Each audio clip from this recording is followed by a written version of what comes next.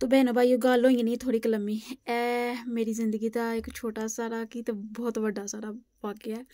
जो मैं छोटी हाँ मैंने सिलाई का बहुत ज़्यादा शौक है सिलाई के मुतलक तो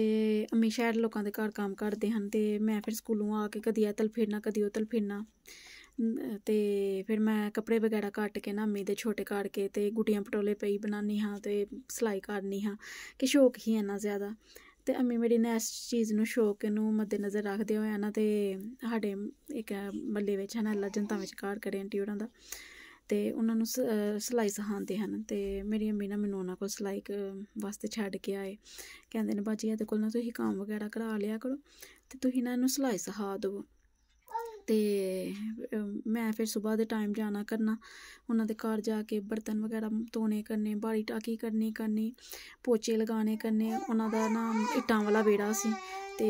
दरेक सी उन्होंने घर दे विच ते इट्टां दे विच पता है किन्ने पत्ते ज़्यादा फस जाते हैं फिर मैं मांजा मार के पत्ते कड्ढने करने 8 दिन तकरीबन इसी तरह चलता लिया तो उत्थे ना मैं सीधियां सलाइयां लाने दी जाच सीखी तो जिन्नी कि सीखी गई 8 दिनां विच ज़ाहिर कम्म शम्म करके तो फिर इंज ही हुंदा ही ते 8 दिनां दी गल 8 दी या 10 दिनां दी बाद दी गल है उन्हां दे बच्चे ना लड़ पे ते मैं उत्थे खलोती हाँ तो उस टाइम मैं ना नलके दे कोल ना नलका चलाई दा ही उस वक्त विच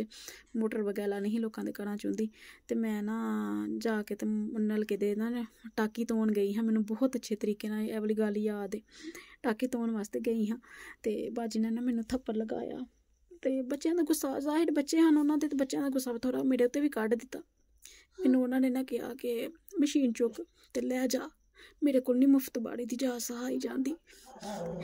यकीन जानो मैं अज भी वो गल सोच रही हूँ तो मैनू रोन आ जाता है। अल्लाह उन्होंने जनता में कार करे बहुत अच्छे हैं ठीक है अच्छे हैं अलहमदुलिल्लाह बहुत अच्छे हैं। बस उस वक्त उन्होंने मैनू ना जरा थोड़ी किया मैं ना मशीन चुकी रोंदी आई गली दे विच हुंदी इन्ना मैं रोई मैं कि इंशाअल्लाह सिलाई सिखांगी करांगी सीवांगी दसांगी एक वक्त विच लेकिन मैं फिर सिलाई 50 रुपये लैके मैं सूट सिलाई शुरू किया 50 रुपये लैके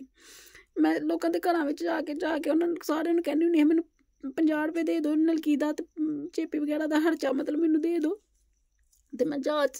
कपड़े सी के तुहानू दां करांगी छोटे छोटे कपड़े मैं सीने करने ये तक उन्होंने विचों कस्टमर ने मेरे है ने उन्होंने मैं बच्चों के कपड़े सिलाई करनी हाँ हुण मैं उन्होंने सीनी हाँ तो यकीन जब मैं गुड्डियां पटोले सी के ना इस मुकाम तक पहुंची हाँ। मैं बहुत ज़्यादा कपड़े अम्मी दे अपनी दे छोटे जेह्ड़े शैरों आंटी होना करूँ अम्मी लैके आंदे हैं मैं बहुत ज़्यादा कट के खराब किए ते जिथे फिर मैं बहनी हाँ उत्थे मैं बह के ना ते सिलाई दे जिथे सिलाई दा वाला कम्म हुंदा ही मैं वेखनी हाँ फिर गौर करनी हाँ फिर घर आके मैं उंज ही बनानी हुन्नी हाँ। ते अज भी मैं वो गल याद करनी तो मैनू रोन आई जंदा ते अज मैं उस चीज़ नूं सोचनी ते मैं कहनी शुक्र अलहमदुलिल्लाह अल्लाह ताला ने शायद ऐसे लिए मेरे जिंदगी में शौक पैदा किया ही मेरे बचपन में ताकि मैं कल नूं अपने बच्चों नूं इस मुकाम ते आके ते पालना सी ते सिलाई सीना शुरू किए हैं कपड़े फिर बिच अगली फिर किसी दिन दसांगी।